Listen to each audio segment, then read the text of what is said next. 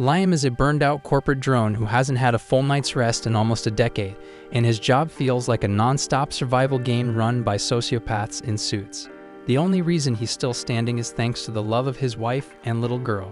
When he finally drags himself home from work, he's met at the door by Micah, who greets him warmly, and he asks about their daughter Kanemi. Micah says she's already asleep, but apparently she spent the whole day begging her for a dog. She saw a Shiba Inu at her friend's place, and now she's completely obsessed. Liam isn't sure they can handle the extra expense, but after taking one look at Kanemi's peaceful sleeping face, he starts thinking that maybe a pup wouldn't be such a bad idea if it would make her happy, even if he has to pick up more shifts and make it work. The following day, Liam takes Kanemi to the pet shop, and the way her eyes light up makes it all worth it. Micah is surprised that Liam actually gave in, considering how swamped he already is with work. But Liam doesn't mind. If his wife and daughter are smiling, he can deal with whatever else life throws at him. Or at least, that's what he tells himself. Back at the office, Liam's slapped with reality again. His boss is screaming at him over a missing report. Liam calmly reminds him it was submitted Thursday, but since the boss spent that day club hopping, he never saw it. Still, somehow Liam takes the blame like always. His day-to-day at work is a toxic mess. The higher-ups dump everything on him, and his underlings walk all over him, stealing credit, dodging blame, and throwing him under the bus at every chance. Still, no matter how rough it gets, walking through the front door and seeing Micah and Kanemi waiting for him always pulls him back together. But then the next day, while commuting to work on the train, Liam gets a message from his buddy Nita. Nita's going on about a brand new Gundam that just dropped and begs Liam to help grab one before it sells out. Liam laughs, thinking how Nita's still a die-hard fanboy, and decides to do him the favor. He hops off the train and pulls out Google Maps, trying to track down the store, but the area is unfamiliar, and he winds up completely turned around. As he's scanning the streets for anything recognizable, he suddenly catches a glimpse of Mika sitting across the street in an outdoor cafe, laughing and smiling with another man. At first, Liam is frozen because his brain refuses to process what the hell he's seeing. Mika had told him she was taking Kanemi to her sword training today, and yet here Mika is having fun, so he wonders what the hell is going on. That evening, Liam got home from work and casually asked Micah how her day went. She answered without hesitation, just the usual. Dropped Kanemi off at sword practice, nothing special. Liam was ready to call her out, to say what he saw, but instead, he just nodded, pretending everything was fine. He didn't want to destroy his happy family life, so he told himself there had to be some explanation. Maybe he was tired, maybe his eyes were playing tricks on him because there's no way Micah would betray him like that. The next day at work, he needed to clear his head, so he tried putting his computer into standby before heading out. But as always, the system glitched. So he shut it down completely and left for a walk. He found himself back in the same area where he'd spotted her yesterday. At first he felt a wave of relief because she wasn't there, but then he heard her voice nearby. She is on the phone laughing softly. She even brought Kanemi along, and then meets with the mysterious man. Liam tells himself the guy must be a friend, someone close, or someone Kanemi likes, until he hears his daughter call the man dad. That word hits harder than anything his boss ever threw at him. He stands still for a while, numb. Then he goes back to work like nothing happened, and keeps trying to build excuses in his head. Perhaps they're playing pretend. Perhaps this was just a very well friend who loved to play her father role when he wasn't around. But none of it made sense. Just then, his boss stormed over and started chewing him out for doing nothing. Liam calmly says his computer takes time to reboot since standby mode has been unstable, and for security reasons, he always shuts it down during breaks. The boss doesn't care and tells him he should skip his breaks altogether if he couldn't get his act together. But before he can even process that, his phone rings. It is Mika, and she tells him that Kanemi had been in a terrible accident. Without thinking, Liam bolted out of the building and rushed to the hospital. When he arrived, he asked where Kanemi was, so Micah told him she was already in surgery. A doctor soon came out and asked if they were Kanemi's parents, and both of them said yes. The doctor explained that Kanemi needed an urgent transfusion and asked for their blood types. Liam said AB positive, and Mika said O negative. The doctor nodded and told Micah to follow him. Liam steps forward confused and asks why they need Micah and not him, so the doctor replies that Kanemi is also O negative, so Liam's blood isn't compatible. While they are inside, Liam sits back down, trying to stay calm. But something doesn't add up, so he pulls out his phone and starts asking ChatGPT. After a few minutes of reading, the answer hits him hard. An AB positive parent can't have an O negative child, And it's not just rare. It's biologically impossible, so there's no doubt that Kanami isn't his daughter. Liam finally hits his breaking point, so he looks Micah dead in the eye and asks her straight up if Kanami really his daughter or not. But instead of giving him an answer, Micah flips it on him like every woman. She starts yelling that she's the one who should be angry, not him, says he's never around, that he clearly doesn't give a damn about their family. Liam tries to explain that it's his job. He's always working overtime just to keep the lights on. But Micah isn't having it. She cuts him off, calls his job pointless, and says he's stuck in a dead-end position with no promotions or raises. So how could he ever give her the kind of life she deserves? Liam is stunned, but Micah's not done. She snaps that in the entire 10 years they've been married, she's basically raised Kanami by herself. She completely ignores the fact that Kanami isn't even Liam's child, and says he's never really been part of this family anyway. Then, without a second thought, she says she's taking Kanami and leaving. Liam asks where the hell she thinks she's going, but she brushes past him and calls out to Kanami, telling her to pack up because they're leaving. He tries to stop her, but she moves away from him, so he grabs Kanami's arm in desperation, begging her not to go. He shouts that he's done everything for Kanami, that he's always tried his best. But then Kanami speaks up, scaredly saying she prefers her other dad. And just like that, every last bit of hope inside Liam collapses. The next morning, Liam drags himself into work, hollow and broken, but things somehow get worse. He's called into a meeting with his boss, who accuses him of stealing company money, and it's 50 million yen. He tries to explain, insists he didn't do it. But the logs show the transfer came from his account, using his work terminal, and the decision's already been made, and he's fired immediately. After that, Mega files for divorce, and she even has the audacity to sue him for child support for a kid that isn't even his. And since he's still being investigated for the embezzlement, Liam agrees to pay it all back to avoid going to jail. He takes the first job he can find, and it's back-breaking labor on a construction site, the kind that breaks men long before their debts are ever cleared. From here on, Liam's life becomes a slow collapse. All he has left is the occasional message from Nida. His friend sends him a cheerful update about the latest Gundam episode dropping, and for a moment Liam considers replying. He even starts typing something about watching it together like they used to. But then he stops and deletes the message because he doesn't want Nida to know just how far he's fallen. He tells himself to hang on, to push through. Maybe, just maybe, things will turn around if he works hard enough. But while he's eating lunch, he starts coughing hard and spits up blood. That's when he knows, whatever's coming next, it won't be better. At some night, Liam tries to get some rest, but the damn bloody coughing has gotten worse, and there's no point thinking about seeing a doctor because he can't afford treatment anyway. So all he can do is lie there, curled up in bed, waiting to die. But right as the last of his strength begins to leave him, a strange light appears above his bed, and it starts showing him visions. In these visions, the truth unravels. It wasn't him who stole the 50 million yen, it was his boss. The same bastard who's been sleeping with Micah. Every excuse she gave, every word about feeling unloved or neglected, was complete bullshit. She never cared about Liam, never even saw him as a real person because to her, Liam was just a wallet. She was part of the setup from the start, working with his boss to frame him for the embezzlement. Liam stares at the vision in disbelief, and his chest tightens, not from the sickness, but from the weight of betrayal. But then, a voice speaks to him, and a man appears out of the light and confirms that the vision is real. The man then asks Liam if he's really gonna just sit there and let the people who ruined his life get away with it. Liam, completely drained and broken, clenches his fists. He's had enough, and at that moment, he swears that no matter what it takes, no matter what he has to become, he'll make them pay. The man smiles, pleased by the sheer force of rage Liam is radiating, and says he's glad he showed up tonight. But he still hasn't said who he is, so Liam asks him, who the hell are you, and why are you here? The man explains that he's just someone who took an interest in Liam because despite everything, Liam stayed a decent man. But Liam doesn't care about that anymore because living a decent life left him ruined. So if he had the chance to do it again, he put himself first for once in his life. And that's exactly what the man wants to hear. So he makes Liam an offer, a chance to start over in a new world, and all Liam has to do is pick one.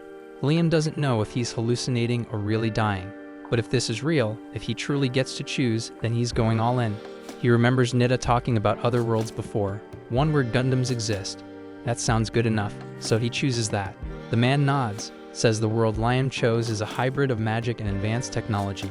One ruled by nobles and royals, where status and power decide everything. Normally, Liam might have ended up in a ditch or farm somewhere, but the man says he'll help a bit. He'll place him into the family of a count who governs an entire planet. Liam can barely believe it. For once, things might actually work out in his favor.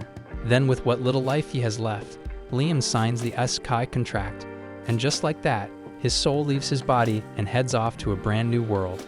Then we see on planet Hydra that Liam's 5th birthday has finally arrived, and his mom has put together a special celebration just for him. As part of the surprise, she calls him over and activates a levitation spell under her feet. Liam floats up after her, following closely into the next room. When they arrive, he's greeted by a massive birthday cake and a gigantic gift box right beside it. He rushes over, unwraps the present excitedly, and finds a sleek, metallic cube inside. His mom explains that it's the interface for customizing his very own AI maid. Using the cube, he can choose how she looks, what personality she has, and even pick out her specific features, like her ears, mouth, and other parts that are conveniently censored. Liam, a bit confused, asks why she's giving something like this to a 5-year-old, but she simply says it's important and doesn't elaborate. That's when his father walks in, saying he's got a birthday gift of his own. And it's not just any gift, he's offering Liam the entire Banfield estate. Liam is floored. He can't believe his father is actually ready to hand over everything to a child. He asks if his father is truly serious about making him the new count, and his dad nods. There's just one small catch. In exchange for giving up the title, he and Liam's mother want to retire quietly in a villa and live out their days stress-free. But to do that, they'll need a monthly allowance, so all Liam has to do is agree to pay them, and the title is his. Blinded by the idea of gaining power, Liam doesn't question it. He doesn't ask why any sane adult would hand an entire noble household over to a literal 5-year-old. So when his father pulls out a contract, Liam signs it immediately without reading a single word. After it's signed, his dad takes the document, says goodbye, and heads off with his wife to their villa. Liam still hasn't realized he's been completely played, but in his mind, none of that matters because he's now officially a count, and he swears to abuse that title to the fullest, so no one can ever walk all over him again. He figures none of this would have been possible without that man, so he's actually grateful for what he sees as a fresh start. Unfortunately for Liam, that mysterious man isn't exactly a benevolent spirit. In fact, he feeds off human misery, and after sending Liam off to his new life, he turns his attention back to Earth, to Mika and Liam's old boss. The two are still out at a fancy restaurant, cracking up over the whole thing. Liam's boss jokes that maybe he went a little overboard ruining the guy's life, but Mika, she doesn't feel the slightest bit guilty. According to her, Liam deserved everything that happened for wasting a decade of her life. But then, out of nowhere, the police surround Liam's former boss and slap him with an arrest warrant. The man tries to play it off like some massive misunderstanding, but the officers have already reviewed the surveillance footage showing him framing Liam for the embezzlement. There's no wiggle room left, and he's going away for a long, long time. With her precious sponsor heading off to prison, Micah's little fairy tale collapses in seconds. No more free dinners, no more easy money, just cold, quiet misery. The guide, the being who orchestrated Liam's reincarnation, savors every drop of her downfall because it's exactly the kind of delicious karma he lives for. Now all that remains is to transport Liam's soul to his new life. But this isn't about redemption because the guide doesn't want Liam to thrive. He wants him to suffer more. The plan is to drop Liam into a harsher, crueler world where lifespans stretch for centuries, meaning he'll have plenty of time to spiral into despair. And that's exactly what the guide wants because he feeds on misery after all. Over in that new world, on a distant planet, the Ghost pirate crew is in the middle of an invasion. Things are going well for them at first, until half of their soldiers suddenly blow up in a fiery mess. The pirate captain looks around in panic, and then he sees Christiana, the Princess Knight of Lebe, hovering above the battlefield. Christiana is the first daughter of the Holy Kingdom, and a walking nightmare for anyone who dares cross her people. As soon as she enters the fray, the tide of battle flips instantly. Her blade moves like lightning, and the pirates drop like flies. Even as they begin to retreat, she commands her troops to continue the assault. Mercy isn't on the menu today because they need to send a message that no one dares to touch Lebe's territory and live to talk about it. Meanwhile, back in Liam's new life, he finally receives his custom-made I made, and he's beyond hyped. The packaging looks underwhelming, basically a cube, but his butler assures him that all he has to do is touch it to activate the unit. As soon as he does, the box opens and a humanoid form lands gracefully on the floor. She introduces herself as Meiji, and the butler officially informs Liam that she'll be serving as his personal assistant from now on. She requires weekly maintenance, but aside from that, she's fully operational around the clock for anything Liam needs. But Liam isn't really paying attention to the technical rundown. He's already halfway around her, eyeing her design like a man inspecting a luxury car. The butler cautiously asks what the hell he's doing, and Liam, without shame, admits he's just confirming whether the custom specifications he ordered were delivered as promised. The butler is horrified and tries to remind Liam to act appropriately in front of others, but Liam just nods and then immediately asks Meiji to follow him to his room for a full, hands-on examination in private. And seeing that shit, the butler sighs in silent despair, deeply concerned about what this innocent young master is about to become. A few hours later, Liam is relaxing while Meiji gives him a shoulder massage. The butler steps in, asking what hell on earth they've been doing in here. Liam tells him not to stress. Sure, he looks like a little kid, but mentally he's 36. The butler isn't impressed and tells him 36 still counts as a baby around here. That totally throws Liam off, so Meiji jumps in and explains that in this world, people live around 600 years. Most don't even get considered adults until they hit 100. Liam is stunned. He had no clue lifespans were that insane here, but honestly he's not mad about it. It just means more time to try everything this world has to offer, and if he could keep Meiji by his side through it all, that'd be even better. But the butler gives him a heads up, and it's probably not smart to get too attached to Meiji. People in the Empire don't exactly love AI, and if word gets out that he's treating an AI like family, rumors are going to spread fast, and not the good kind. Liam didn't understand why AI were so despised, so he asked the butler to explain. He told Liam that a long time ago, AI nearly wiped out humanity in the Great Scannet War. People were enslaved, nearly erased, but in the end, a group of brave humans fought back and reclaimed their freedom. That group later formed the foundations of the Empire, so it wasn't surprising that nobles still carry a deep grudge against anything artificial. But if that was all true, Liam didn't understand why his mother would give him an AI as a birthday gift. The butler hesitates at first, saying he's not supposed to talk about it. But Liam's not just a kid anymore, he's the Count now, so he pulls rank and orders the truth out of him. The butler gave in and revealed that Liam's parents had already abandoned him and fled. Liam asked what they were running from, and the butler explained that they left him with the entire debt of the Banfield family so they wouldn't have to deal with it themselves. Turns out, Liam's great-grandpa Alistair was a respected figure who accomplished a lot and built up the Banfield name. But Liam's father ruined everything. Once he took control of the family, he mismanaged everything and dragged the Banfield name into ruin. Now the family was drowning in debt, had lost all rights to farmable land in the frontier territories, and barely had any tax revenue left from industry.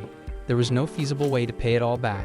Liam had inherited a title, but it came with nothing but problems. Somewhere else on planet Hydra, a small group of locals are hanging out in a dimly lit bar, tossing back drinks and grumbling about the new leadership.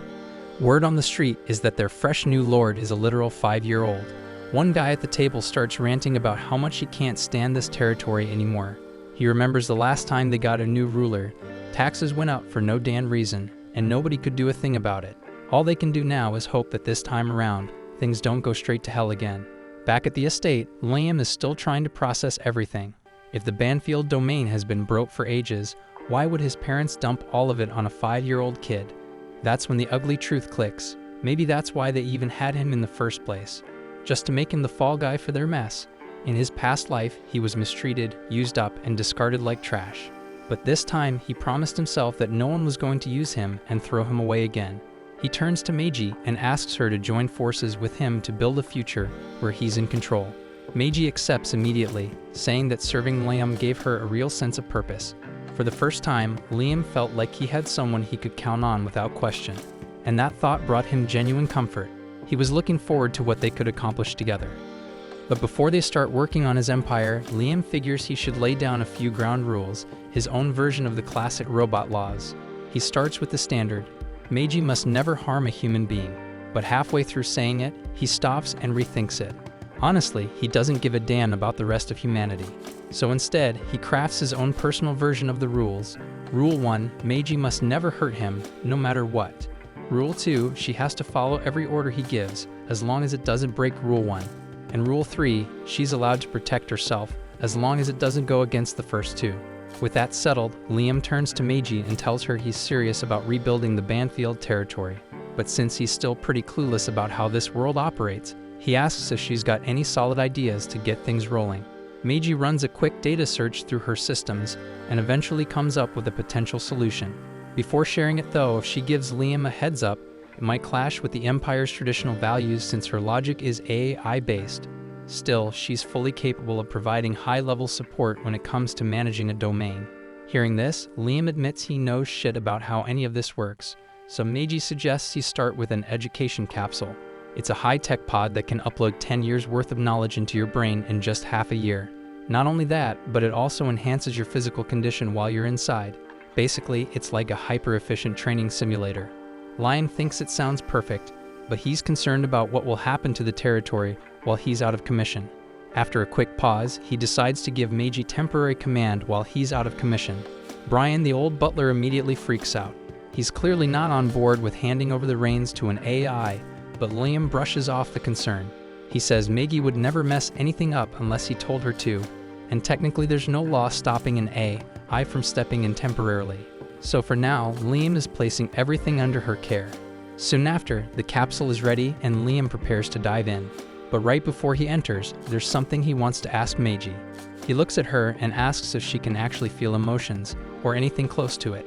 Meiji replies that she isn't entirely certain, but when Liam asked her to be his partner earlier, her internal logs triggered a memory cache overflow, which in simple terms means it made her happy.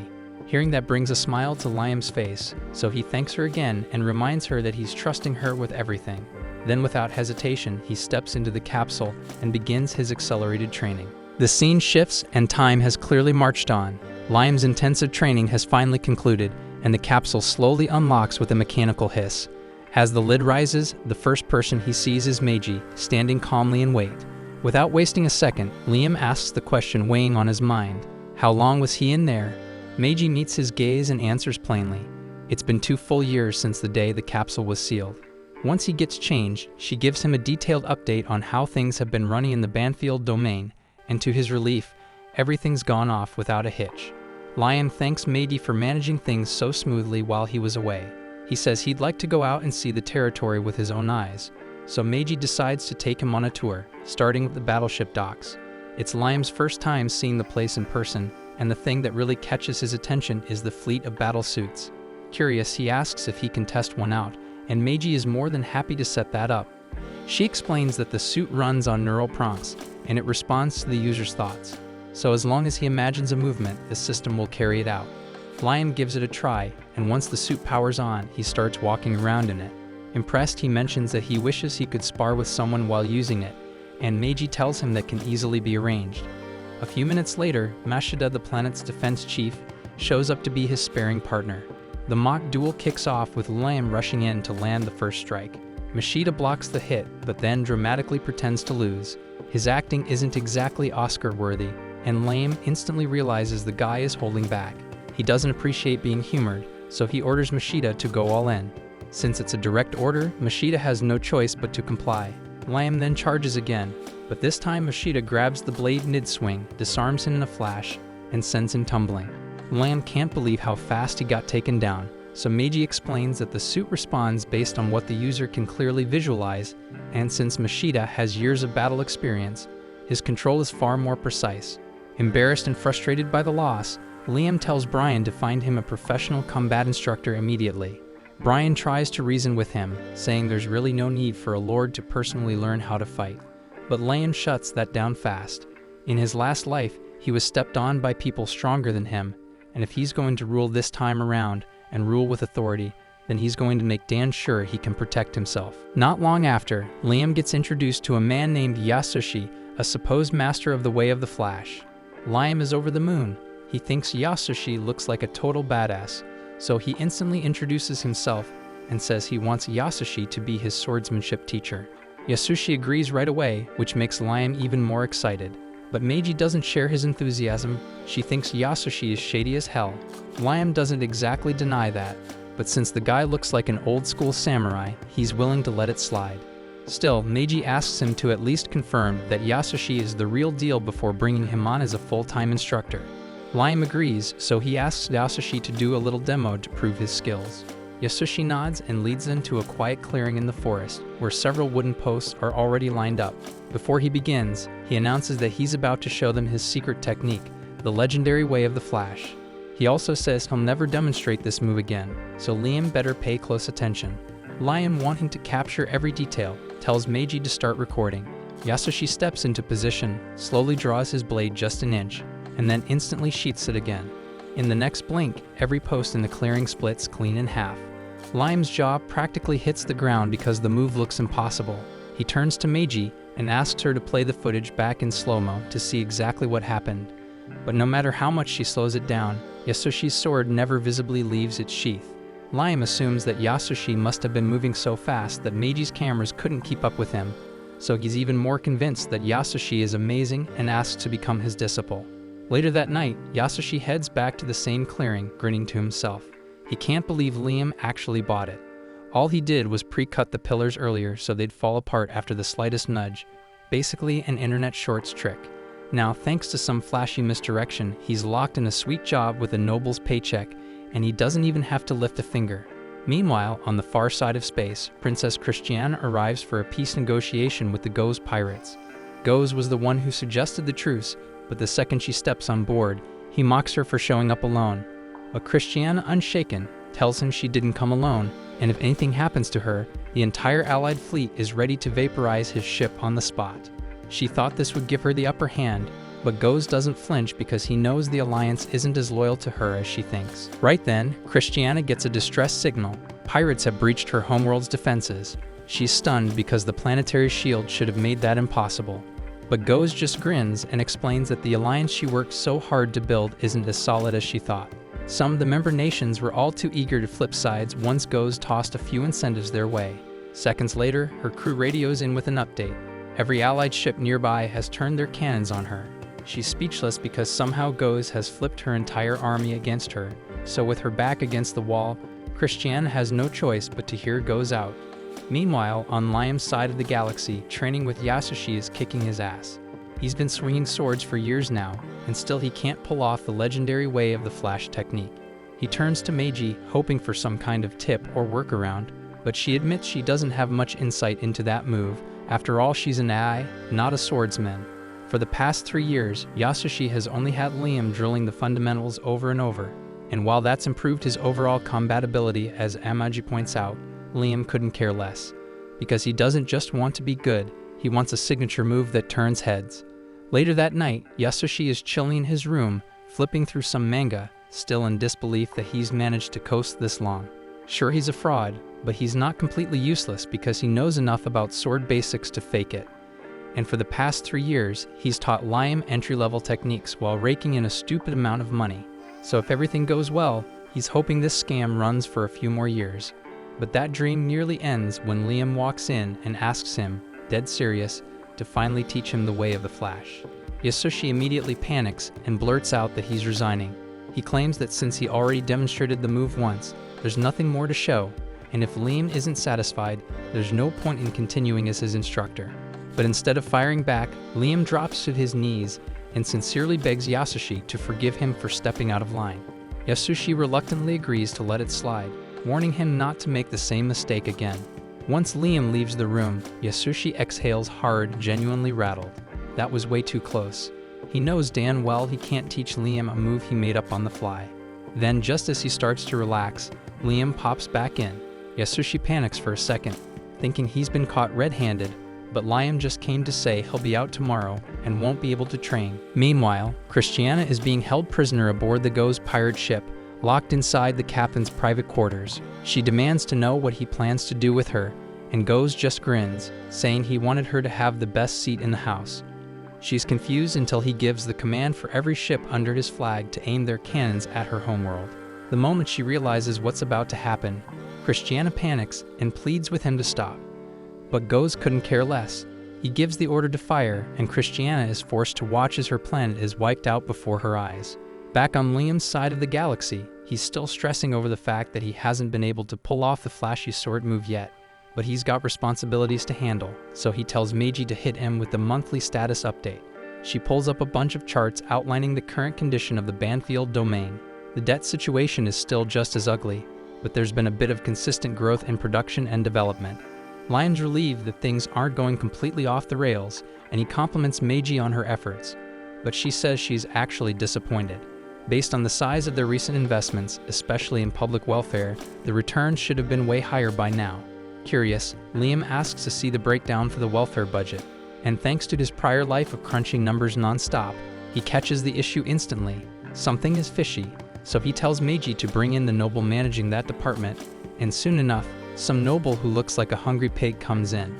Liam doesn't even bother playing nice, so he gives the guy one shot to explain himself. The noble tries to play dumb, but Liam lays it out. The financial records have been tampered with. The invoices don't add up, so it's clear the guy has been skimming money off the top. And what he thought was a clever cover-up is painfully obvious to someone who spent years digging through corporate expense sheets. Liam also questions the vendor change, and the noble claims the new vendor was more efficient, but that doesn't explain why the results have tanked. So it's obvious that he made the change to get a cut from a vendor he controls. But strangely, Liam isn't all that pissed because deep down, he expected corruption. In fact, he came to this world hoping to become the type of corrupt noble people whisper about.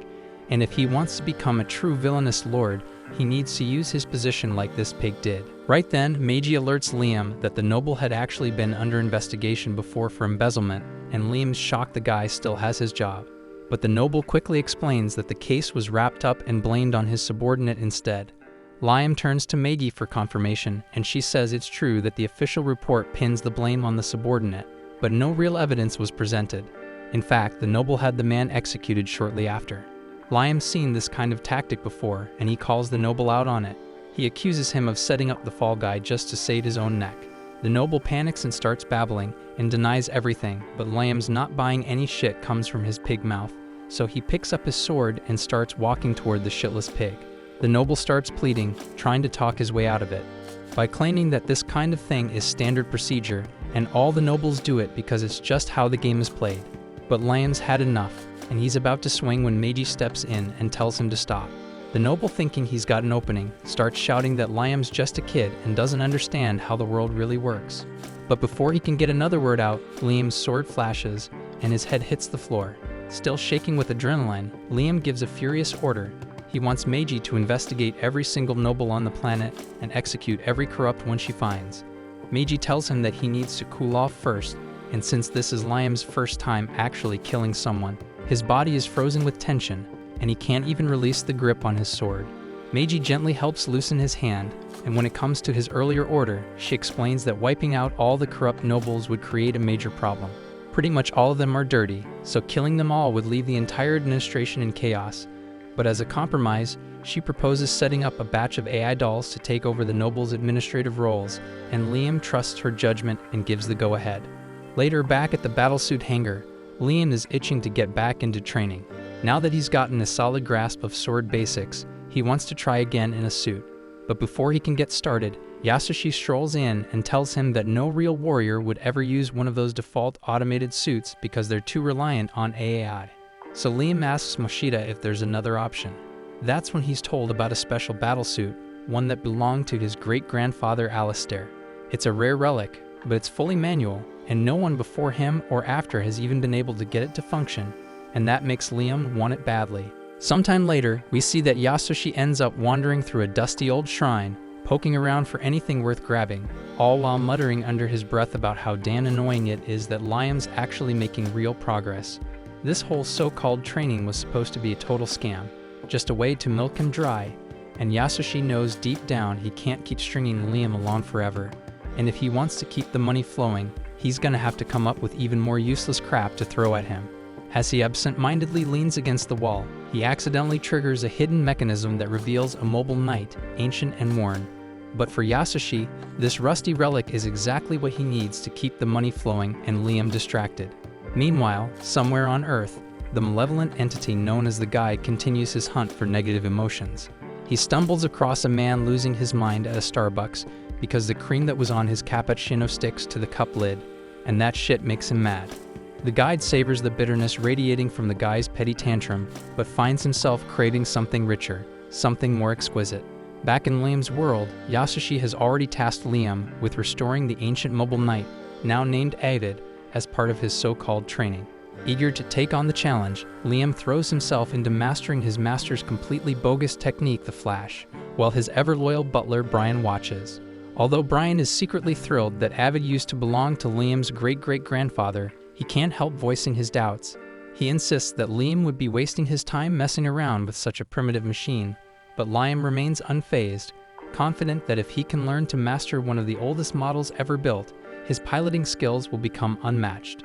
Brian, being the nosy busybody he always is, tells Liam to stop wasting energy on Yasoshi's ridiculous technique, calling it complete nonsense. Still, Liam is determined to give it everything he's got, believing that effort and perseverance will lead to real growth.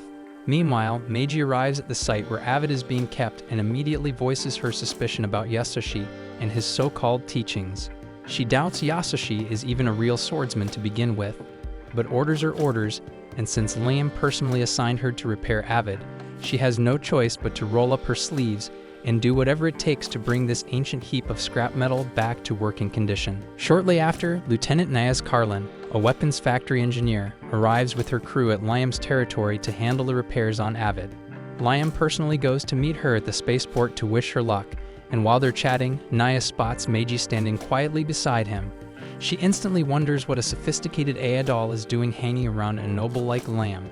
Liam gets a little pissed at her reaction and immediately snaps back, telling her that he has every right to own an AI doll and won't tolerate anyone judging his lifestyle choices. But he completely misreads the situation because in reality, Nias is an absolute android fanatic, and she completely nerds out the moment she gets a good look at Meiji. Nias is blown away by the custom features built into Meiji, and without any shame, she starts poking and prodding her like a total creep. She even tries to lift Meiji's skirt out of pure excitement, but Liam quickly intervenes, warning her that this area is a high military secret and he doesn't want anyone to see it. After that awkward moment, they move to the warehouse where Avid is being stored.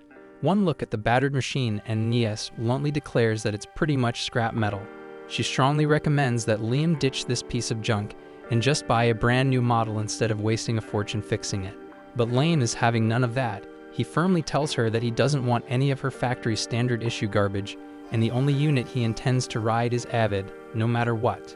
Nias sighs, explaining that bringing Avid back to life is going to be an absolute nightmare. Not only are there no replacement parts available, but the thing is way larger than a typical mobile knight, meaning repairs will cost Liam a small fortune. But money isn't an issue for Liam, and he quickly comes up with a solution. He tells Nias to retrofit Avid using parts from newer models. That way, the output should be even better than before. However, there's one thing he won't compromise on. Since Yasoshi strictly ordered him to learn piloting without relying on modern conveniences, Liam makes it clear that all the automatic support functions must be stripped out, so he wants full manual control, no exceptions. Before heading out, Liam also throws in one final special request. He wants Avid to have a rocket punch, a detachable flying fist attack, because in Liam's mind, no ancient machine is complete without it. Right around that time, Yasoshi strolls into the warehouse to check on the progress being made with Avid's restoration. But the moment his eyes land on Nias, he's frozen in place, completely smitten at first sight. This shameless perv finds her so stunning in all the wrong ways that his nose instantly starts bleeding. Trying to save face, he hurriedly wipes the blood, straightens his posture, and confidently strides over to introduce himself. Unfortunately for him, Nias is way too engrossed in her conversation with Liam to even notice he exists. Undeterred, Yasoshi keeps trying, cheerfully introducing himself and even boldly asking her out on a date. But once again, Nias brushes him off without sparing him a single glance. She's far more interested in explaining to Liam why his ridiculous idea of adding special moves to Avid is absolutely out of the question. Liam, being Liam, counters by casually offering her as much money as she wants to get the job done, and at that, Nias immediately caves. After all, her real goal from the start was to squeeze as much cash as possible out of Liam.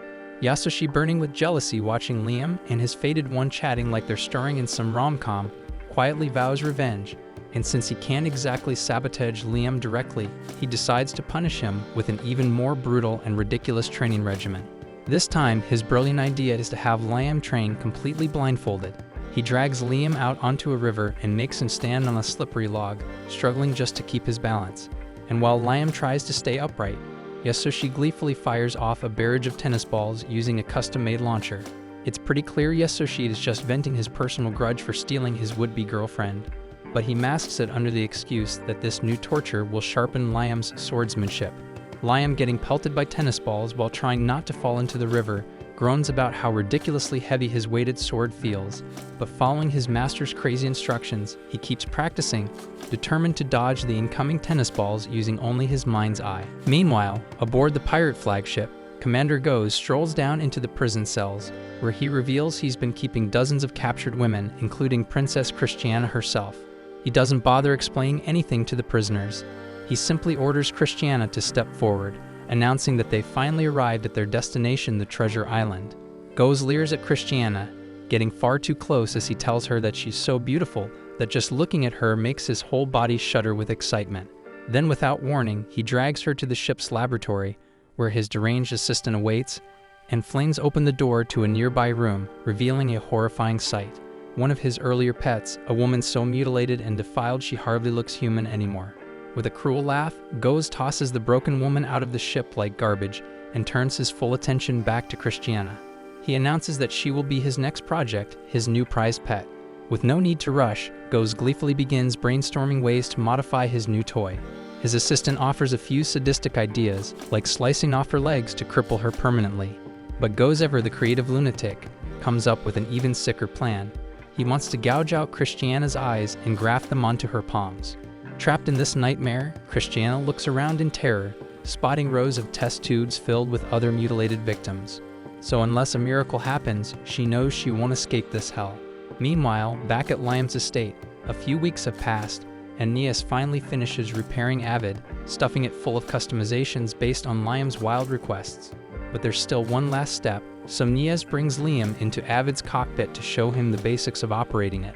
And of course, being Nias, she can't resist getting a little wild, pulling her top halfway down under the pretense of needing more freedom to instruct him properly. Liam, doing his absolute best not to look, awkwardly follows her instructions and powers up the ancient mobile knight. Avid immediately scans him and locks him in as its sole recognized pilot, meaning no one else can use it from now on. Feeling hyped, Liam tries to take his first step and immediately faceplants, toppling the whole much over. So Nias reminds him that Avid doesn't have any modern conveniences like automatic balancing systems, and unlike newer models, piloting this beast won't be as easy as pressing a forward button. However, there's a huge benefit. If Liam can master controlling Avid manually, it'll be like moving his own body.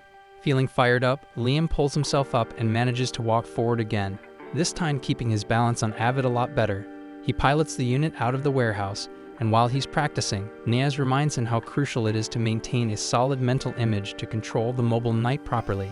She moves in closer to adjust some of his controls, but her massive melon ends up bordering him by accident, completely throwing off Liam's mental focus. And that shit makes the robot start moving its hands in a very weird way, as if it's reaching out gently to hold something it really shouldn't.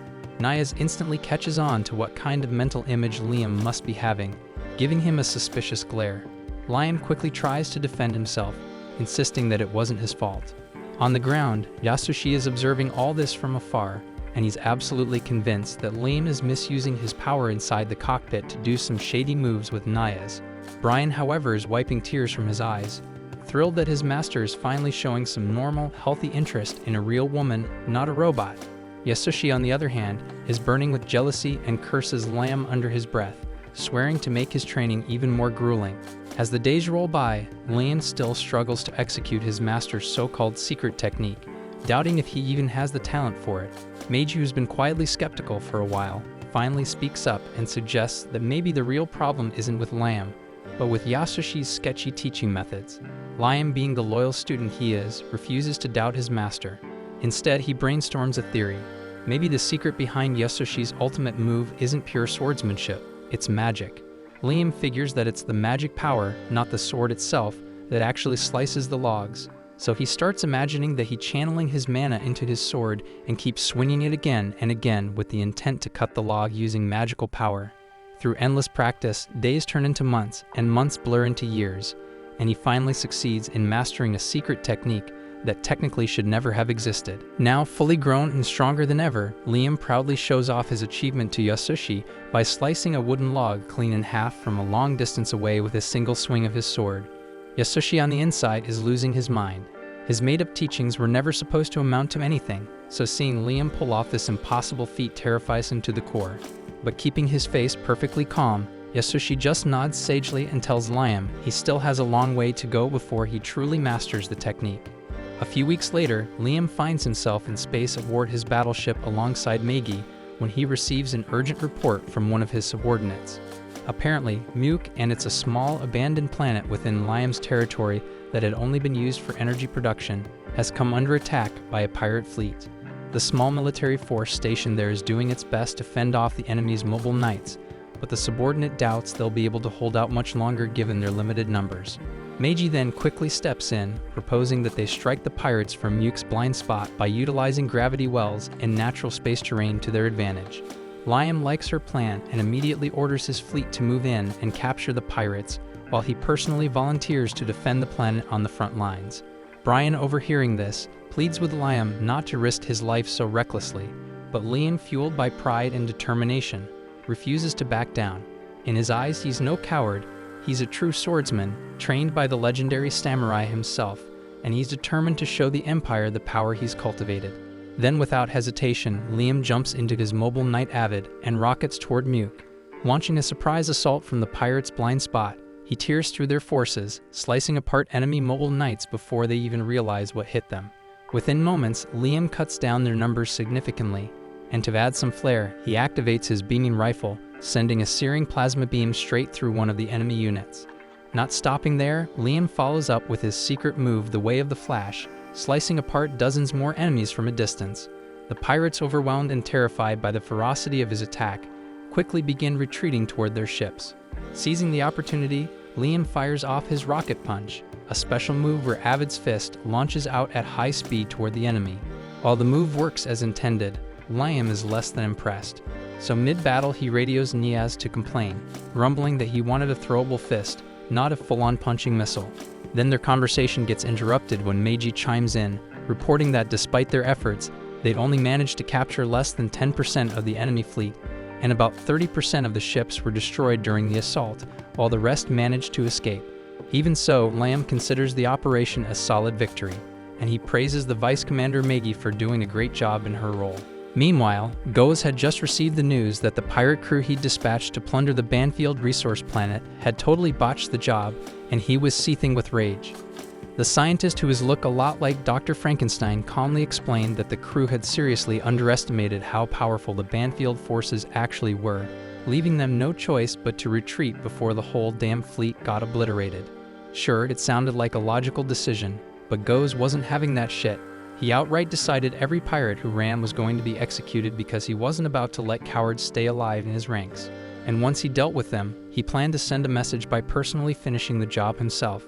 Since he'd be gone for a while, he told Christiana, who was now looking so creepy and barely recognizable, that he'd return later to play with her again. At the same time, Liam and his fleet had just gotten back from their battle, and Liam was pretty damn satisfied with how things turned out.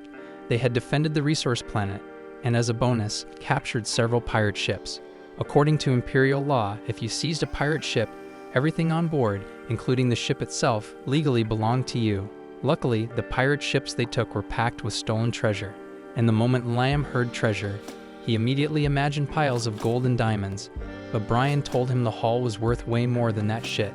After counting everything up, Meiji reported the ships were full of rare metals like orichalcum and adamantite, but Liam wasn't impressed. Those metals were only useful for making weapons, and he had been hoping for something fancier, maybe a diamond-studded crown or some flashy treasure.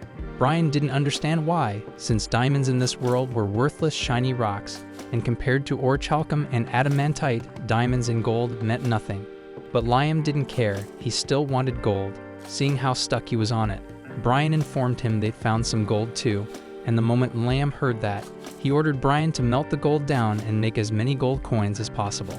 Brian then asked if Liam wanted to mint coins from the other metals too, but Liam wasn't that reckless. He wanted those saved for making weapons for his army. But Meiji interrupted with a serious issue. They didn't even have a blacksmith who could handle those kinds of metals. On top of that, Meiji had something else to report. After running diagnostics on the Banfield military's fleet, about 10,000 ships total, he discovered that most of the ships were useless. In fact, when the order was given to mobilize against the pirates, only 30% of the fleet was actually able to fight. Liam was honestly surprised they'd managed to pull off a victory against the pirates with only 30% of their fleet operational, But really that was just because the pirates had underrated them. To the rest of the Empire, Banfield territory still looked like a backwater, dirt-poor region, so naturally the pirates assumed it'd be a cakewalk to raid the Banfield resource planet. And under normal circumstances, it probably would have been right, but Liam's insane mech piloting skills completely flipped the script on them.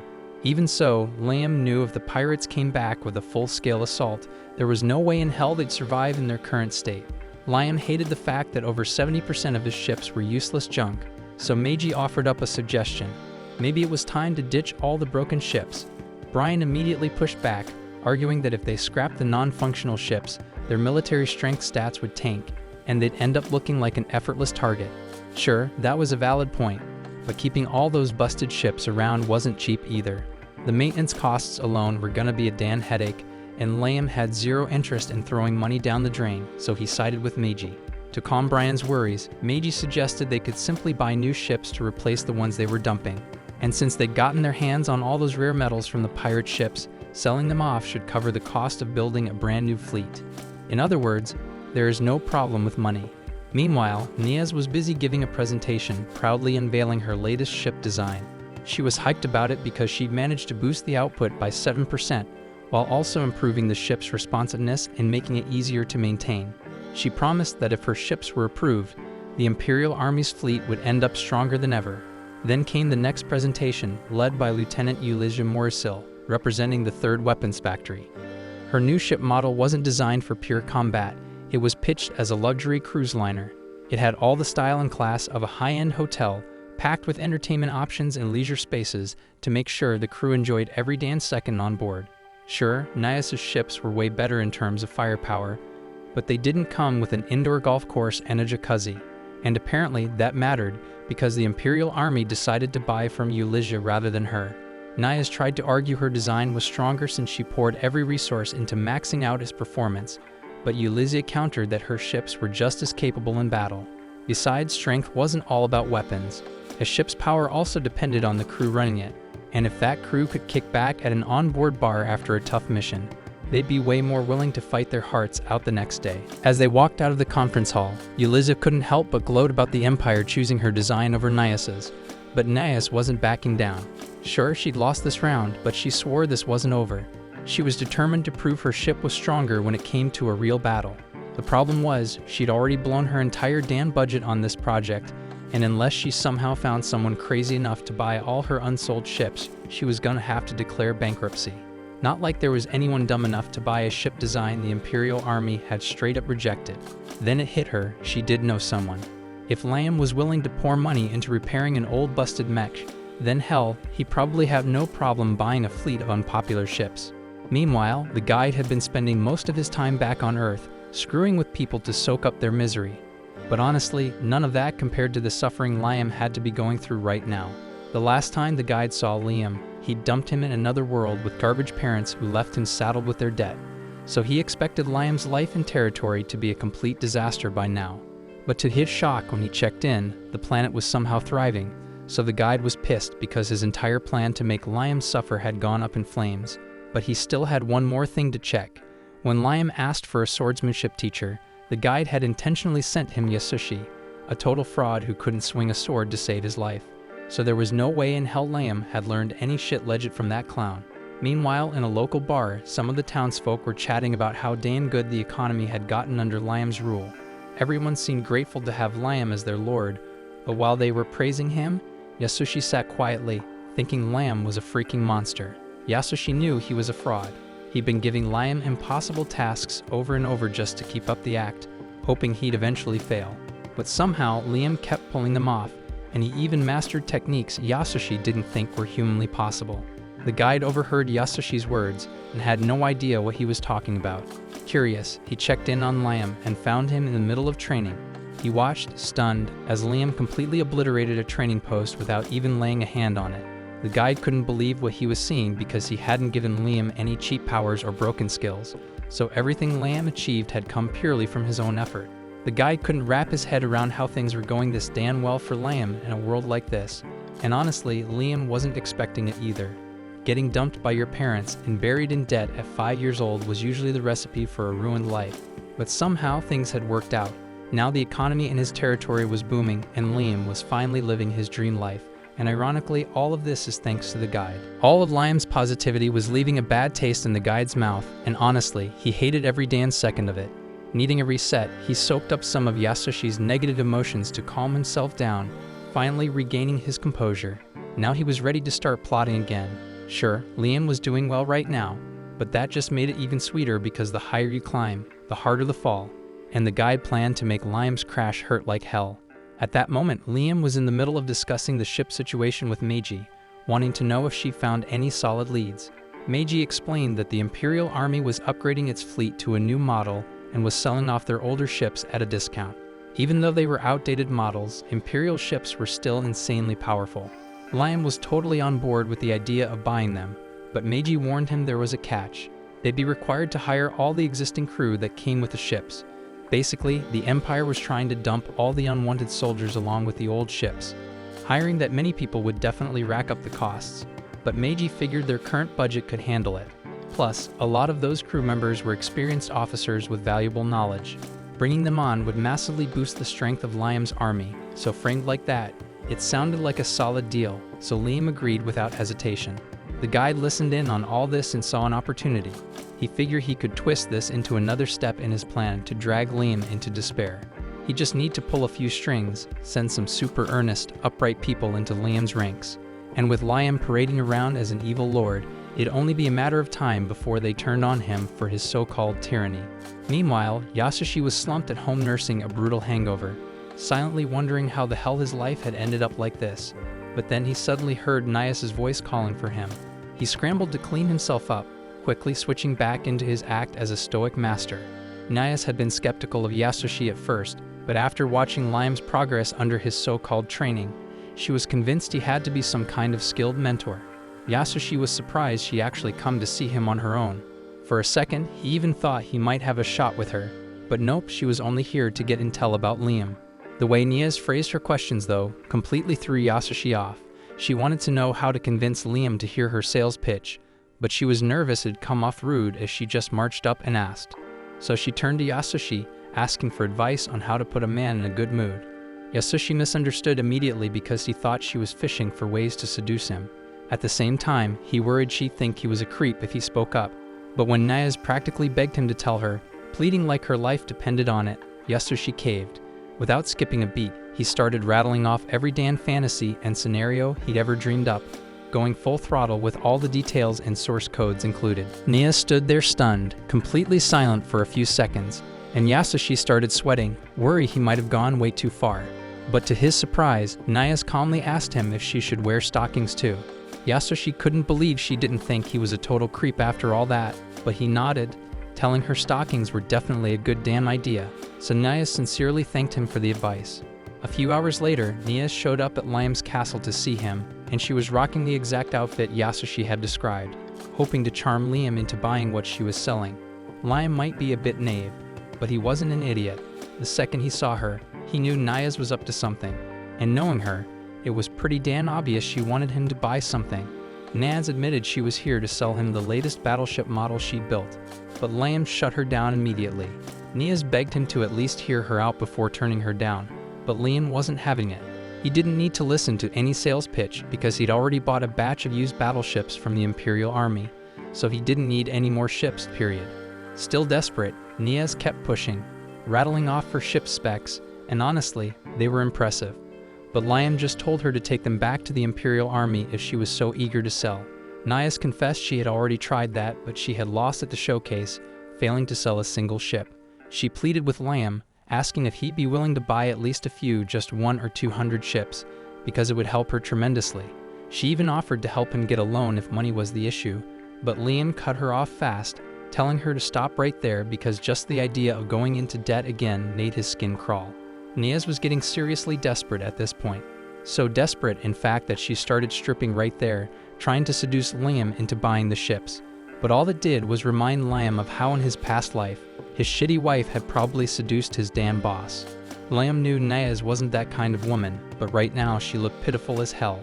He sighed, figuring the fastest way to make her stop was to just agree.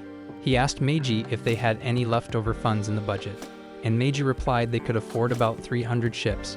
so Liam told Nias he'd take them, and Nias was overwhelmed with gratitude, promising to deliver the ships immediately. But as she turned to leave, she tripped over her own feet and face-planted hard onto the floor. Liam had to admit, Nias was beautiful, and her design and engineering skills were top tier. But damn, sometimes she was a total mess. Out in the halls, Nias was practically bouncing with excitement as she ordered her team to prep 300 ships for delivery. Her coordinator was floored that she actually found someone willing to buy them, but Nias proudly said it was all thanks to her unbeatable charm. Meanwhile, Liam was lounging in his throne room, getting his ears cleaned by Meiji, completely relaxed because for him, everything was going just fine. Not long after, Nias showed up with all 300 battleships she pretty much bullied Liam into buying. Right around then, the fleet he ordered from the Imperial Army rolled in too. Meiji handed over the receipt through quantum teleportation and made a big deal of repeating the word quantum as she asked for his signature. Just to mess with her, Liam smugly pressed his thumb against her legendary melon, calling it his official quantum thumbprint, and honestly he felt like he'd earned the right. Meanwhile, Yasushi was lounging at home, still pissed off and thinking about how he was going to get back at Liam for repeatedly stealing Nias away from him. He thought back on Nias' entire scheme, frustrated that she'd wasted her precious charms on that brat obsessed with dolls. Imagining the things Liam must have done to poor, sweet Nias only enraged Yasushi more, and he promised himself that Liam would pay dearly. As Yasushi's rage boiled over, the guide suddenly appeared, having secretly observed and absorbed all the negativity pouring out of Yasushi. The guide was thrilled by Yasushi's anger and eagerly anticipated how it might ultimately lead to Liam's downfall. Deciding to put his faith in this scheming fraud, the guide departed to another dimension to continue harvesting negative emotions elsewhere. Nias brought Liam on board the battleship she'd built to give him a guided tour. Liam didn't have high expectations for luxury or style from someone as clueless as Nias, but even with those low standards, he found himself disappointed by the bland interior. Nias tried explaining that fancy interiors were purely decorative and had zero practical use in battle, but Liam wasn't hearing it because he wanted decorations. Nias knew there was no convincing him, and she wasn't going to install useless luxury decor either, so they just agreed to disagree and moved on to discussing how to operate the ship instead. Nias started briefing Liam on the basics of piloting the battleship, including how much power he needed to use at the start and how frequently he'd have to swap fuel. She even tried persuading him to buy a loyalty card, promising discounts on future maintenance, but Liam flat out rejected the offer. Moving on, Nias proudly showed Liam the throne installed on the bridge, which still had its protective film attached. She eagerly insisted on peeling off the film and pushed Liam to close the deal, desperately trying to use her body to charm him into signing the receipt. She even suggested he could use her legendary melon as a stamp if he wanted, but Liam seemed thoroughly unimpressed because he had already tried it before, leaving Nias wondering if he was a rainbow or something. Liam just wanted to finish this annoying conversation quickly, so he finally agreed to sign the receipt. However, still not fully satisfied, Nias then asked Liam for a favor. She wanted those pirate ships he seized the other day. Liam immediately refused, stating clearly that he intended to add those captured pirate ships to his own fleet. Nias stubbornly kept insisting like a greedy pest, so Meiji stepped in, proposing they hand over some of the pirate ships to Nias. In return, she'd have to agree to repair and upgrade the remaining vessels for them. Liam immediately loved the idea since all those pirate ships were basically scrap metal anyway, and Nias gladly accepted the offer. She admitted openly that the only reason she was so eager to get the pirate ships was because she wanted to study their technology. Apparently, the pirates used unknown tech and foreign equipment from outside the Empire, and Nias was itching to take a closer look at their hardware to improve her own designs. But before finalizing the deal, Liam decided to personally inspect the pirate ships first, taking Meiji and Nias along with him. They entered one of the few vessels still mostly intact, and Liam immediately noticed the massive difference in both design and controls. The damn thing literally had a helm, exactly like an old-fashioned pirate ship, and Liam instantly fell in love with it, so much so that he decided on the spot he wanted the same setup on his personal battleship. Nias, being the boring nerd she was, immediately launched into a long, annoying explanation about why that was a terrible idea, but Liam quickly shut her down. As a man of true culture, he made it crystal clear that if he wanted something, he was getting it, no matter how useless she thought it was. Ignoring him, Nias wandered off excitedly around the room, geeking out every time she discovered something new. As this is going on, Liam noticed a tiny glowing dog heading off toward another room, so he followed after it, accompanied by Meiji. Eventually, the dog led them straight into a navigation room. As Liam stepped inside, his footsteps activated some hidden mechanism in the floor, which projected a hologram showing the ship's previous flight paths. Meiji quickly analyzed the data, realizing this particular vessel had terrorized the entire Empire. But what interested her most was that the ship always returned to the same warp gate near the border. Apparently, that region was a lawless zone beyond the Empire's direct control, a wild area on the front line of a continuous conflict between the Empire and another nation. Liam immediately realized that this warp gate probably led directly to the pirates' hidden base, and after Meiji ran the coordinates through her systems, she pinpointed exactly where their secret hideout was located. She began rattling off a complicated scientific breakdown about how incredibly difficult the location was to reach, explaining something about bizarre orbital paths and navigation challenges, but Liam tuned her out completely. He was too busy fantasizing about what he might find there. He'd already convinced himself that it must be some secret treasure island where the pirates regularly stashed all their best loot. Of course, Liam was delusional as usual, but Meiji decided to just leave the decision up to him. Bursting with enthusiasm, Liam immediately declared that their fleet would set out right away on a grand treasure expedition. Shortly afterward, Goes received word that the debtor Liam had initiated an invasion and had attacked and crushed some of his men on the front lines. So Goes summoned these pathetic underlings, deciding they needed punishment for disgracing the pirate reputation by losing to some garbage noble.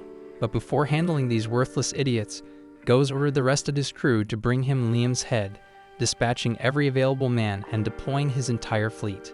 Meanwhile, Liam and his fleet arrived at the warp gate that led directly to the pirates' secret base, but they were immediately stopped from entering because apparently, the Empire required a hefty toll for using this particular gate.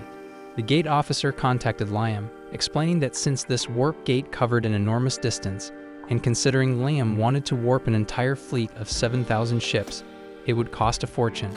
Liam casually promised he'd pay them back later, but the officer didn't trust Liam's word at all. Annoyed, Liam asked Meiji if they could find someone reliable to vouch for him, but unfortunately, they had no influential contacts whatsoever. Liam tried explaining his intentions again, emphasizing that he was headed to pick a fight with the pirates, but that just made the officer even more hesitant to let him through, given that Liam couldn't even guarantee he'd survive the battle, let alone make the payment afterward. Since Liam hadn't brought any actual money and had already spent several days traveling here, simply turning around wasn't an option. Frustrated, Liam demanded to speak with the officer's supervisor, but unfortunately for him, this particular officer was already the top-ranking official at the gate, so Liam just threw a tantrum and abruptly ended the communication. He quickly came up with another idea, deciding he'd try negotiating a deal with the gate officer face-to-face. While Liam struggled desperately to persuade the warp gate crew to grant him access through the Pomwonia gate without paying the toll, Goes and his own massive warship arrived at that very same gate. Unlike Liam, Goes had plenty of connections here, and even though he was clearly the villain in this scenario, he didn't have to beg anyone for access because those with the money always made the rules. When Goes contacted the warp station, a familiar gate attendant enthusiastically greeted him, asking where Goes planned to head after entering Pomwonia gate. Goes bluntly replied that he intended to travel directly to the Domus Gate. Everyone knew Domus Gate basically led nowhere useful because there was practically nothing valuable a criminal like Goes could find there. Confused, the attendant asked why he'd bother going to such a wasteland, but Goes curtly informed him that it wasn't any of his damn business. He declared that since he had the cash, he shouldn't face any hassle entering, promptly paying the required fee on the spot. At the same time, Liam showed up at the warp gate himself, thinking his usual smooth talk might finally open a path. He approached the officer confidently and asked to be let through, but the officer told him there's no problem, right before slapping him with the requirement to pay the warp fee. Liam immediately tries to flaunt his status, boasting about his noble title and promising that he can get the money, but the officer doesn't even blink. When the bragging fails, Liam shifts tactics, switching to a pitiful tone, pleading for entry like his life depends on it, but the officer stays unmoved. Doubling down on the act, Liam starts sobbing and bows dramatically, claiming he needs to visit his gravely ill mother, and this trip is urgent. The officer glances at the massive fleet Liam brought with him and deadpans. You need thousands of ships to visit your sick mom, so she must be really sick. When that excuse flops too, Liam improvises again, saying he just wants her to see his fleet one last time before she passes. The officer calmly tells him to come back once he actually has the funds, if seeing his mother is really that important. As the discussion ends, the officer receives a transmission regarding Go's travel authorization and walks off to handle that matter. Liam is fuming because he can't believe his negotiation tactics aren't working anymore. He wanders around in frustration until he notices that weird glowing dog again and follows it. Inside the warp control room, the staff notice Go's route on the monitor and immediately realize that Liam's fleet is still queued up in the waiting zone. It's clear this encounter won't be anything close to peaceful, but the real problem is they're the ones who messed up because they accepted payment from a known pirate without double-checking his destination, an oversight that could land them in serious trouble. So in classic bureaucratic fashion, they all quietly leave the control room and take a group break, hoping that by the time any chaos breaks out, they'll have plausible deniability by not being present at all. Once the room clears out, Liam finds himself there and takes a look around. He realizes it's the warp gate controls and notices Go's ship hovering near the Palmonia gate. He assumes the officer must have felt guilty and secretly gave him permission to pass and cleared the room to cover it up. But when Liam glances at the terminal again, he sees the warp paths moving in reverse directions. Figuring the guy must have made a mistake, Liam sits down and tries to fix the routing. His meddling unintentionally messes up Go's transfer path, but since the warp sequence continues as normal, Go's doesn't notice anything wrong. Out of nowhere, Meiji calls Liam and asks him to come back. When he returns, she informs him that they'd just received a letter of credibility, not from a noble house, but from Nias herself, since they've been one of her top clients. A favor repaid in full. Liam grins, clearly pleased, and notes that the officers were already willing to bend the rules, but now that they got formal backing, getting through should be no problem at all. He gives Meiji the go-ahead to enter the wormhole, and she follows the order without question. Their journey toward the Palmonia gate begins, and lucky for them, Go's and his crew had just cleared out of their base, completely unaware of what's coming. Meanwhile, Go's is getting irritated. He was supposed to arrive at the Doma's gate within 30 minutes, but the trip has dragged on far too long. He turns to the crew member piloting the vessel, who also looks worried, but they eventually spot a gate up ahead and assume they've reached their destination. Unaware of Liam's interference with the warp system, they proceed through it. But the moment they arrive, they're greeted with a sea of red alert lights. Dozens of warships sit primed and ready, weapons hot. They've stumbled straight into an Imperial Army defense zone. It's game over for them, but it's a massive win for Liam. Back on Liam's end, he finally arrives at his target location. Meiji suggests verifying the coordinates, but Liam waves it off because he doesn't need confirmation. The sheer number of pirate ships sitting idle in the distance makes it obvious that they found the hidden treasure island. Meiji scans the area and confirms that none of the ships are currently powered up. They're caught totally off guard, completely unprepared for battle, so Liam doesn't hesitate. He seizes the moment and orders Meiji to initiate the attack. She deploys their warships while Liam hops into his mech, and within seconds, he begins bombarding the base, sending missiles raining down on the island. He lets loose his signature rocket punch to obliterate the pirate ships in one swoop, then follows up with the Avid Crush technique to pulverize the rest. And these freaking attacks set enemy ships one by one, so Meiji report that the entire enemy fleet has been torched, but Liam isn't satisfied yet. He's not here just to cause chaos, he came for the pirate horde, and that's what he's after, so he commands Meiji to deploy the mobile knights. She does so without delay, sending them all toward the massive rock-like island ahead. Liam watches the operation from his vessel, eyes gleaming, fully fired up for the treasure hunt that's about to begin. And within seconds, Liam and his unit of Mecha Knights launch a full-scale assault on the treasure planet, blasting straight through its armored exterior to force their way in. Deep within the facility, the unhinged scientist starts to lose it as Liam's relentless attack shreds through the last scraps of their defense system. He bolts to the control room, only to find out they're under full invasion, and every single pirate ship guarding the orbit has already been obliterated. At the same time, Liam pushes deeper into the core of the base and runs straight into a squad of pirates piloting combat mechs. He wastes no time cutting them down, and by the time his unit captain arrives, Liam's already finished clearing the room. The captain informs him that their side has secured the area too, and Liam instructs them to keep pushing forward while searching for the treasure vault. Just then, he spots the glowing dog again and decides to follow it. Turns out that was the right move because it leads him straight to the main control hub, where the scientist and his crew immediately throw their hands up in surrender. Satisfied with how smoothly things are going, Liam demands that the scientist hand over every last bit of treasure. Frankenstein responds by asking what kind of loot he's after. Money, loot, or the exotic pets that pirate Captain Go's was so fond of. Liam guesses the glowing dog must have been one of those pets, so he asks for more details. The scientist, misinterpreting Liam's interest, assumes he's just another sadist like Goes, obsessed with turning people into obedient animals, and offers to condition the pets to follow Liam's every order.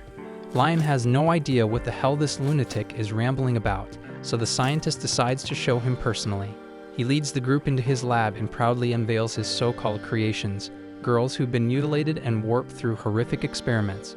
One of Liam's soldiers immediately hurls from the site, unable to stomach it. As the squad captain berates the man for being soft, Liam walks forward and stops dead when he sees one particular girl. The scientist lights up and explains that Liam has good taste because this one was Go's most prized possession, his ultimate work. He keeps bragging about how this girl is his masterpiece, but Liam's expression darkens. Memories of his former life of being treated like garbage, dehumanized, flash through his mind, and he feels something snap. Without a word, while the scientist is still going off, Liam raises his weapon and puts a bullet through his skull, and that was the end of Frankenstein. Liam then starts scanning the lab, but then a haunting voice calls out, and it turns out to be Christiana, the mutated girl with eyes embedded in her palms.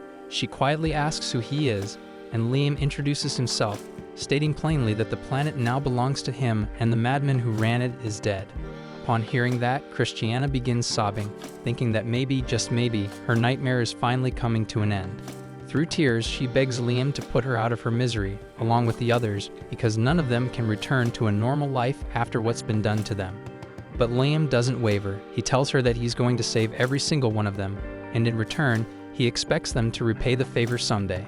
With that, he turns to leave, telling his troops to call in the medics and start transporting the girls back to the ship for treatment. Christiana cries out again, begging him to reconsider, knowing full well that there's no way to reverse the horrors they've suffered. The squad captain feels sorry for her but follows orders anyway. He gently tries to reason with Liam, explaining that healing the girls would require an entire biological rebuild, meaning rare elixirs and light medical specialists. The process would be insanely expensive, and in his eyes, saving them just isn't worth the cost. But Liam brushes that off and simply says he's in a good mood today, and doing something decent every now and then won't kill him. Right on cue, Meiji contacts him to report that they found the real treasure vault, and Liam grins at the timing, because now they got the funds to pay for the girl's treatment. At the same time, Christiana continues weeping, her voice trembling as she reflects on everything she's lost. She used to be the Princess Knight of the Holy Kingdom, a national hero, respected and admired for her victories against pirate factions. But the day she confronted Goes and his crew, they lured her into a trap and took her hostage. Right after that, she watched in horror as they obliterated her homeworld in front of her eyes. Her family had trusted the protective barrier from the United Alliance to hold, but it became clear they'd been betrayed. The defenses failed, and in the blink of an eye, her entire planet vanished in a storm of fire and dust. Christiana's world had already shattered, but her nightmare was far from over. After annihilating her homeland, Goes brought her and the remaining survivors to his so-called Treasure Island. Her squadmates were terrified beyond words, but Christiana held on to whatever hope she had left, reassuring them that anyone would come to their rescue, and she refused to believe their fate was sealed. When Goes finally showed up, Christiana met him with defiance. She told him to end her life right then and there if that was what he wanted, because she would rather die than be degraded and toyed with. But Goes simply laughed, saying that if killing her was the goal, he'd have done it already. He made it clear that the only reason any of them were still alive was because he planned to add every last one of them to his personal collection. Then, with a twisted grin, he announced that he was in a generous mood and he'd let one girl go free, but he demanded that Christiana choose. Cornered and unsure what to do, she picked the girl who looked the most terrified, thinking she might be sparing her. But it was all a cruel setup, because the moment she spoke the girl's name, Goes handed her over to the scientist who looked like Gollum, who gleefully dragged her away to be the first test subject. The grotesque scientist transformed into a multi-limbed abomination and began slicing the girl open while she screamed. Christiana went mad with horror and begged for it to stop, but Goes just laughed in her face, telling her that if he stopped now, the girl would die. Completely broken, Christiana had to watch as the girl she tried to save was turned into a twisted, unrecognizable creature. Goes leaned in and whispered that this was just the beginning, and he promised that Christiana would become something far more beautiful. Shaking, she demanded to know how someone could take joy in this, and he answered without hesitation, it was pure satisfaction. Goes said life had been cruel to him, cursing him with an ugly face, so he takes that pain and twists beautiful women into monsters. So watching them crumble from the inside out was his idea of fun. Then he forced her into the operating chair, and all of Christiana's strength vanished. She begged, she cried. She promised anything, obedience, loyalty, submission, if he would just let her go. But Goz told her that this was exactly what he wanted. He'd saved her for last on purpose because he wanted to see her fall the hardest, suffer the longest. He then ordered Gollum to rip out her eyes and embed them in her palms, so that even without a mirror, she could always see the monster she had become. No one listened to her screams, and just like that, Christiana was mutated beyond recognition, cursed to be his prized pet. And then one by one, the rest of her girls were dragged in to share the same fate. Back on his home turf, Liam has just returned from the pirate raid when Nea shows up at his estate. She heard about his win at the pirate base and immediately starts pitching her next scheme. She wants him to buy even more battleships to celebrate the victory. Liam tells her to knock it off with the money grabs, but Neas argues that her battleships played a big role in the raid's success, and since Liam scored a massive payday, he should throw some cash back into her products. She tries pulling the same old flirt and tease routine again, but Liam's not buying it this time and tells her to shut her damn mouth. When seduction fails and even her low-key threats fall flat, she reminds him that she's the one who secured him access to the warp gate in the first place, and that finally gets Liam to stop and listen for now. He turns to Meiji and asks how many ships they can actually afford with the treasure haul. She calculates everything and explains that after cutting out the necessary costs, they can still purchase up to 5,000 ships. Liam's jaw practically hits the floor, but before he can process it, Nias bolts out the room yelling that she's going to prep the 5,000 unit order right now. Liam dashes after her in a panic, trying to stop the damn lunatic before she actually places that massive order. Elsewhere in the palace, Yasushi is wandering through the halls, trying to come up with a new excuse to squeeze some more funding out of Liam. Right then, he spots Nias strolling past while on a video call, proudly telling her colleague that she just locked down a major sale from Liam by selling out every last scrap of her pride. As usual, Yasushi misreads the situation completely and assumes Liam is treating Nias like a personal toy again, and he gets fired up, which makes the lurking guide extremely happy since he's been waiting around hoping Liam will slip into some darker emotions. Meanwhile, Liam is busy searching for Nias, but Yasushi runs into him first and calls him over. He brings Liam to the training field, where things immediately go downhill. Liam is blindfolded, handed an absurdly heavy sword, and told to get ready for another one of Yasushi's insane training routines. This time, dozens of drones circle him and fire tennis balls at breakneck speed from all directions. Liam doesn't stand a chance and keeps getting nailed, and just when it couldn't get worse, Yasushi dials up the intensity again. Liam drops to the ground, groaning that there's no way he can defend against everything using just one blade. But Yasushi isn't interested in excuses. He tells Liam to shut up and figure it out for himself. So Liam figures that maybe it's time to try magic again, just like he did before, but this time he flips the script and uses it for defense. He focuses, shapes his energy, and bam, he forms a solid barrier without breaking a sweat. The tennis balls start bouncing off it like flies on glass, and Yasushi just stares, completely stunned, while Liam says that he finally gets it. And without missing a beat, he tweaks the spell and reflects every single ball right back to the drones that fired them, and in seconds, the entire swarm gets wrecked. He whips off his blindfold and turns to Yasushi, asking proudly if he passed, but Yasushi, who's been nailed by several stray shots, is too stunned to respond. He starts panicking, realizing Liam might actually be a freaking prodigy, and it's only a matter of time before he uncovers the whole scam. He already took out crooked officers and smashed pirate fleets, so the day he figures out Yasushi's been bluffing this whole time is the day Yasushi's head ends up on a spike. So he tells himself he's gotta bail before it's too late and casually starts sneaking away. Liam notices and asks where the hell he's going, and Yasushi, trying to save face, says there's nothing left to teach. He tells Liam he's learned everything there is, and from here on out, he just needs to follow his own path because true swordsmanship never ends. Liam protests, yelling that he doesn't want things to end here, and he still wants to train, but Yasushi snaps back, saying Liam needs to stop acting like a spoiled brat. He claims he's still a student himself, always learning, and if Liam keeps clinging to him like this, it'll just hold them both back. Then he spins around with this dramatic flair and declares that Liam has officially graduated. He's now a true wielder of the Way of the Flash, and as a proper successor, it's his job to spread their sword style across the universe.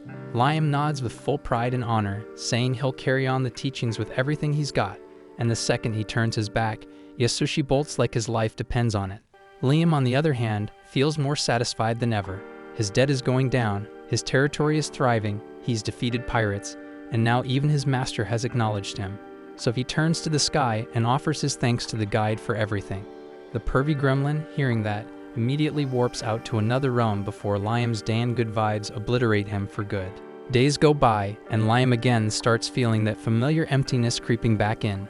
Frustrated, he vents to both Brian and Meiji, going on about how cruel and unjust his past life had been, and how, now that he's risen as the most feared evil lord in this world, he's going to make the whole damn world pay for what he went through. Meiji completely misreads his dramatic monologue, nodding enthusiastically in agreement, except in her mind, she's thinking about all the unpaid debts he still hasn't settled. Liam casually brushes her off, promising he'll pay them later. Right now, he's far too focused on relishing his life as an evil lord. To truly enjoy this life, Liam knows he needs 3 things: power, money, and above all, a harem filled with beautiful women. He already has power, being an exceptionally skilled, certified master swordsman, so next on his list is money. As if on cue, Merchant Thomas arrives to congratulate Liam on his victory against the pirates. To celebrate, Thomas brings Liam's favorite thing, heaps of gold. Liam is immediately delighted, though he senses there's a catch. Curious, he asks Thomas what he really wants. Thomas candidly explains that his merchant crew needs to traverse dangerous territory and requests Liam's fleet, exactly 100 ships, as escorts. Liam glances at Meiji, who confirms that such a fleet is ready. Liam agrees to lend Thomas the ships, but subtly hints that next time, Thomas should bring even more gold. After their meeting, Thomas and his assistant drive through a bustling major city in Banfield territory. Thomas is genuinely amazed by how prosperous and advanced the place has become in just a few years, all thanks to Liam investing most of the territory's taxes into development. He openly praises Liam as a wise and effective ruler, though he's slightly puzzled by Liam's odd obsession with gold. Still, gold being relatively inexpensive, Thomas shrugs off his curiosity and simply hopes their prosperous relationship continues. Back in his lavish mansion, Liam hands over the fresh gold bars to Meiji, instructing her to convert them into gold coins and even gold bats, filled to the brim. Sitting regally upon his throne, Liam revels in his newfound wealth, thrilled that he's finally accepted a bride, exactly what a true evil lord would do. Now sufficiently wealthy, he realizes he no longer needs to worry about money. With power and riches secured, there's just one final thing missing from his perfect evil lifestyle, and it's a magnificent harem. Immediately inspired, Liam decides to remodel a massive hall in his mansion into the perfect harem chamber, completing his vision for a life of ultimate indulgence. Brian doesn't even try questioning his choices anymore and simply accepts it, fully aware he's plotting another new crazy idea again.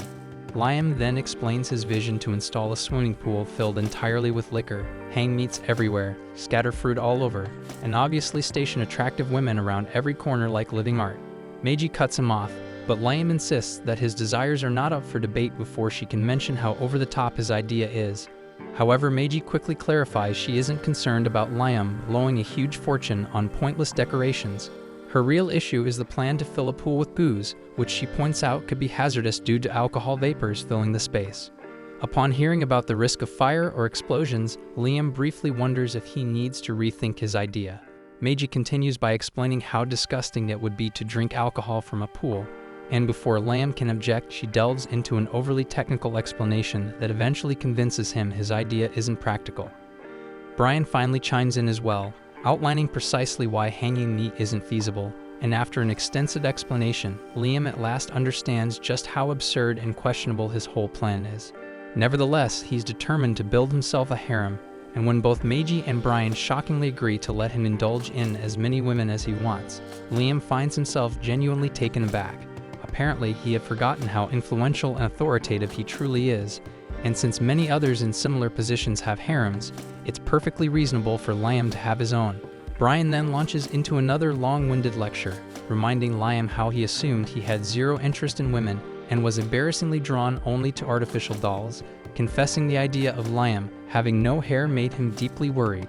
The old man starts aggressively pushing Liam to produce an hair immediately before pirates or some other threat eliminate him, but Liam brushes him off, fully focused instead on establishing his harem, deciding he'll include 100 women. Yet, upon learning that 100 women is considered a modest number in this society, Liam seeks Meiji's backing, and she insists Liam should aim for at least 1,000. Liam suddenly freaks out and ditches the whole plan, deciding to stick with Meiji as his one and only. But after a lengthy talk from Brian, he caves and insists he'll exclusively pick girls who can't stand him, because that's how real bad guys roll. With that twisted logic, he storms into the city and heads straight for his first target. But the moment she lays eyes on him, the girl totally falls for him. He freezes up, completely grossed out, especially when she flashes a nose balloon, some idiotic trend that's apparently hot right now. Disgusted, Liam bolts back to his mansion and instantly issues a ban on the nose balloon, calling it one of the biggest turnoffs ever invented. Later, during a beach visit, he spots women completely covered from head to toe, and that's when it hits him. This planet has terrible fashion sense, so he decides to make fixing that his next big mission and tells Meiji to bring in a team of elite designers. But Meiji says revamping fashion alone would bust their yearly budget, causing Liam to shelve the idea and seek another solution. Considering importing gorgeous girls from other worlds, Meiji counters that Liam's estate already employs the territory's finest beauties, leaving no reason to import extras. However, Liam refuses to approach them, since his whole goal is to find ladies uninterested in him. Meiji then assumes Liam secretly prefers men, but is just embarrassed to admit it out loud. That shit makes Liam immediately offended, because that's not it at all, and desperate to prove her wrong, he starts plotting his next move. Meanwhile, Christiana, thanks to advanced medical treatment on this planet, returns fully to her natural body. She believes she's dreaming, but she never wants this dream to fade. Hearing from the doctor that Liam funded the elixir, a legendary medicine used to regenerate her and the other rescued captives, fills her with emotion. Nonetheless, she recalls Liam's instruction that she has to repay his kindness someday and wonders whether she'll ever get the chance to properly thank her hero and settle that debt. Thanks for watching. If you enjoyed the recap and are excited for the next episode, make sure to like, subscribe, and hit that notification bell so you don't miss our daily recaps.